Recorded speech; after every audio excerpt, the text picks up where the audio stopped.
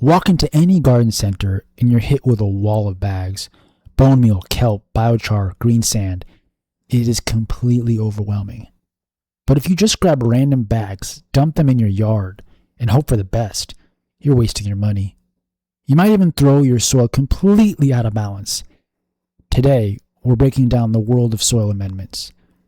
We're dividing them into clear categories, looking at the peer-reviewed science behind how they work, and introducing a secret weapon most gardeners forget: living amendments. Let's build an exact action plan for your backyard farm and garden. Let's start with the foundation of all healthy soil: organic matter. These amendments aren't just plant food, they are fuel for your soil's living ecosystem. In the bagged category, we have a high-quality compost and well-rotted animal manure. Think of compost as a broad-spectrum multivitamin. Peer-reviewed research shows that regularly adding compost directly increases your soil's Cation Exchange Capacity, or CEC. CEC is a fancy way of saying your soil's ability to hold on to nutrients and prevent them from washing away in the rain. Apply a 1 to 2 inch layer of compost to your garden beds every spring or fall. If you use manure, make sure it's hot composted for at least 6 months.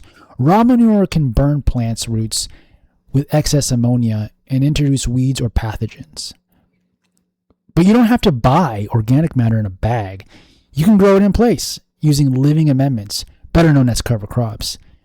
Instead of relying purely on dead organic matter, living amendments use active plant biology to transform your soil. We break these down into 3 scientific categories based on your garden's needs. 1 is the nitrogen fixers. Crops like crimson clover, hairy vetch, and field peas form a symbiotic relationship with rhizobium bacteria in the soil. These bacteria pull inert nitrogen gas from the air and convert it into plant-available ammonia. Studies show a good stand of hairy vetch can add up to 100 pounds of actual nitrogen per acre to your soil. 2, the biodrills. If you have heavy clay or compacted soil, you need daikon radish, often called the tillage radish. Its massive taproot can easily punch through dense soil layers that have bulk density of over 1.6 grams per cubic centimeter. And 3rd, the biomass builders. Crops like cereal rye and oats produce massive amounts of above-ground leaves and deep root networks. They act as a living shield against soil erosion and leave behind tons of organic carbon. The action step here is all about timing. Plant your living amendments in the late summer or early fall, about 4 to 6 weeks before your first frost. Now let's talk about amendments that don't add nutrients, but completely change the physical architecture of your soil. The biggest star here is biochar. Biochar is pure carbon created by heating organic matter without oxygen. On a microscopic level, biochar looks like a highly porous sponge. Studies show that when you mix biochar into the soil, it acts like a permanent coral reef for the beneficial mycorrhizal fungi and aerobic bacteria to colonize. But here's the critical trap. Never use raw biochar straight out of the bag, because it is a powerful empty sponge. It will actually suck nutrients out of your soil initially, stunting your plants. You must charge or inoculate biochar first.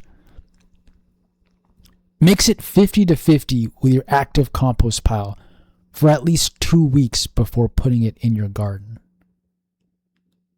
Our final category is concentrated organic fertilizer. Use these only when a soil test shows a specific nutrient deficiency. Need nitrogen for heavy feeders like corn? Look at blood meal and alfalfa meal.